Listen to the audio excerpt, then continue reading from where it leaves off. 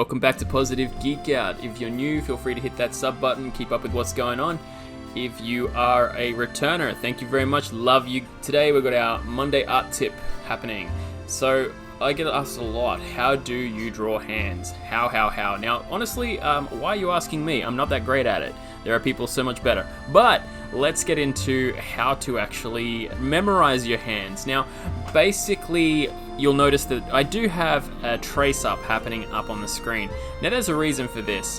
What we're going to do at first to start with is combine a few really well-known techniques. Now, one is firstly tracing, getting the idea of what you're actually going to draw, get that into the muscle-mind connection. As you can see, very soon after, I'm going to go through and I'm going to cover up that original hand. And then what we have to work with very quickly is our memory. We're going to work on a bit of spatial awareness, break those up into shapes. Now, what I'm doing now, as you can see, I'm already starting to bend those shapes a little bit, stylize them, and move them around. You can do this in the first few movements, or you can take as long as you want. The point is that it's all about repetition. And when you're actually doing this exercise, you don't really have to be so concerned that you're not going to be able to nail this. You know, you go back, you check it every once in a while, every 5 or 6 pitches, and see how it's going. And critique yourself each time. You know, draw some circles around some things that you think you're absolutely messing up, and push the boundaries on what you're actually drawing. Try to stylize it, try to make it a little bit more maybe monstrous, or a bit more feminine and sleek, or a bit more whatever you're choosing to do for your actual picture. Now, for me, I've picked this actual hand today because in my comic that I'm actually creating, the next few panels, I'm going to have a really big feature hand slamming on the wall. And so when I have that hand hitting that wall, you know, smashing a big piece of it, I want to play around with how that hand lands. And so today on my practice, when I come in for my Monday exercise, I'm going to spend a little bit of time looking at that and seeing how it lands. So another thing you can do as well is come back and actually play around with understanding where the dimensions work on the hand. And so the first part we did was basic block shaping, then we're coming in with angular dimensions, and that's going to give us a bit of a better idea on how that works. Another one that you can work into as well is even coming in and starting to understand where the muscles draw in, and that will even level up you in your art tiers a bit more, but you don't have to. What you can do is basically come in and just keep pulling away from that original picture, keep it off the screen, and just keep trying to draw from memory. Keep trying to build up on top of that. And eventually you will get to a point where it starts to stick and you start to get a little bit more control over it. And this all happens very quickly. So this picture that I've done for you today, this drawing exercise, I only really spent about 25 minutes doing this. And after a while it starts to stick, it starts to stylize, it starts to come into its own. But for you yourself, you may want to spend a couple of hours if you're really finding you're struggling with it. The main thing here is not to try to perfect it too much. Remember, when you're actually drawing, if you're like me and you're doing mostly comic work and you add your semi-realistic stylization onto that comic work, then you really want to be able to simplify what you're doing. You don't want to get overly complex. You can actually destroy your work by doing that. If you come into it and you're mixing, 3D and 2D without having it evenly blended through the whole lot, you get this uncanny valley effect where it starts to look a little bit mucky. Now, when you're actually doing the bone work and things like that and taking some time to actually figure out what shapes to use, there are actually so many fantastic tutorials on that already out there. So, how to do your bone work. I mean, if you go and have a look at someone like Ethan Becker, he's going to talk about using certain shapes. I use very similar ones myself, but I also don't in some other areas, and that's equally okay. So when it comes down to actually building your own style and building your own techniques and your own dynamism into your artwork, it helps if you actually understand a little bit of the framework first. So if you're considering, for instance, right now I'm adding in a whole bunch of things here, like the digital little Tron effects or the fire melting lava-y looking effects. And most of this really comes down to understanding, again, if you noticed a bit earlier, we were drawing some of those dimensions in, we were drawing in some of those fundamental shapes and working inside those. It doesn't have to be natural. In fact, when you're working in comic work, a lot of the time you have to be kind of unnatural with what you're doing and build from there.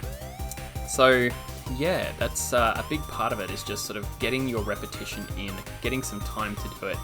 And by now you're sort of noticing that hand's actually twisting a little bit. And yeah, again, I just want to see what happens when I do that. It's just playing around with it. And yeah, so you sort of come back through and you check yourself and play around with it a little bit more, simplify it. So right now I'm just going through and I'm just simplifying as much as I can, getting it down to that toony, that cartoony aspect again. Then we go through and do a bit more scratch work, a bit more gestural work. So again, if you can get to a point where you can literally scratch this as quickly as possible and not have to worry about it, you will find that you'll have a much more successful time being able to speed through your process of art creation. For me personally, and again, it doesn't work for everybody, and it's not everyone's most efficient technique, but for me, I find that doing some kind of gestural scribbles where, you're flicking your hand around and you can get some idea of spacing and framing, that works really well for me. So if I can understand where this spacing and framing works, I can speed through it a lot faster next time when I want to get my base scratchings down. But yeah, so some other people will not really like that, and they will prefer to have, very specified shapes and very specified distances that they're doing. But again, it depends on the style and what you actually like. So this is, again, just something that works for me. It helps me to be able to spend a very short period of time getting that information in.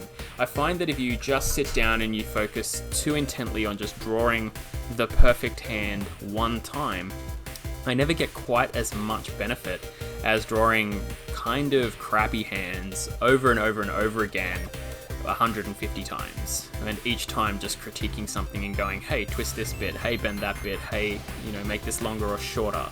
So yeah, if you're wanting to speed progress your ability to do hands, then yeah, I would say actually take the time to just pick one pose of a hand, really understand it, really take the time to just smash through it as much as you can.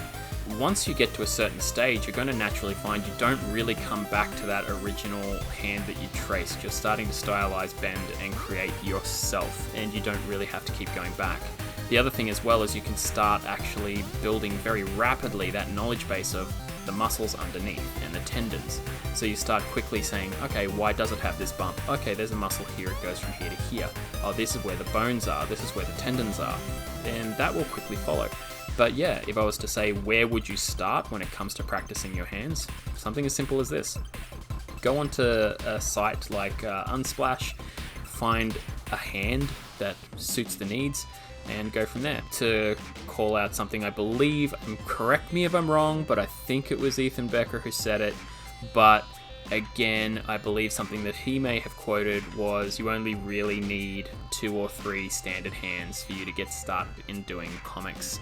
And look, to a degree, that's actually true. You only really need to have some knowledge of 2 or 3 common hand poses for you to really get started in drawing, say for instance, some character studies and putting them up online and having them look pretty good. So, you might find that you reverse those hands, or you put them upside down, or you do something else. And yeah, but when you want to break away from that, yeah, just get another hand, study the hell out of it, and keep studying it. Anyway, that's probably enough for today. I hope this really helps you guys. If it doesn't, also no sweat. Come up with something else next Monday and see what we can do. But yeah, keep throwing suggestions at me. Hit me up in the Discord, like, subscribe, comment, argue, discuss in the comments section. Let me know how things are going. And if you have any other great tips down there you would like to suggest to everybody else when it comes to drawing hands. Yeah, so that's about it. Quick, conversational. Hope you like it. And yeah, catch you soon. Peace. Love you guys.